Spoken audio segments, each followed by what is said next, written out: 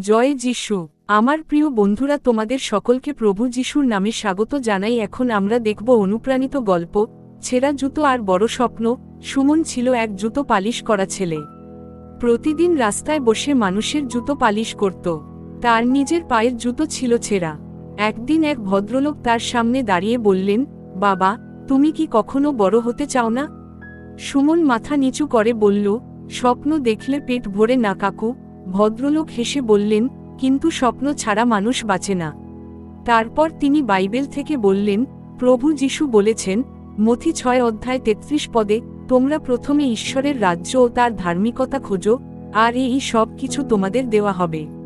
এই কথা শুনে সুমনের চোখ ভিজে উঠল। সে মনে মনে বলল, যদি ঈশ্বর আমাকে পথ দেখান, আমি চেষ্টা করব। সেই দিন থেকে সুমন সকালে কাজের আগে প্রার্থনা করত, রাতে পড়াশোনা শিখত। বছর কয়েক পরে সেই সুমন আজ একটি ছোট কারখানার মালিক। সে বলে, আমার পায়ে জুতো ছিল না, কিন্তু যিশুর বাক্য আমাকে পথ দেখিয়েছে।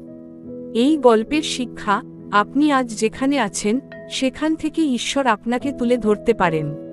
এখন ছোট প্রার্থনা। হে প্রভু যিশু, আমাকে হতাশার মধ্যে স্বপ্ন দেখতে শেখাও।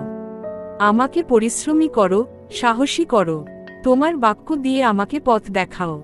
যিশুর নামে, আমেন। জয় যিশু। প্রতিদিন বাক্য সম্বলিত সুসমাচার, প্রার্থনা ও অনুপ্রাণিত গল্প পেতে আমাদের channel Jesus voice Bangla subscribe করো।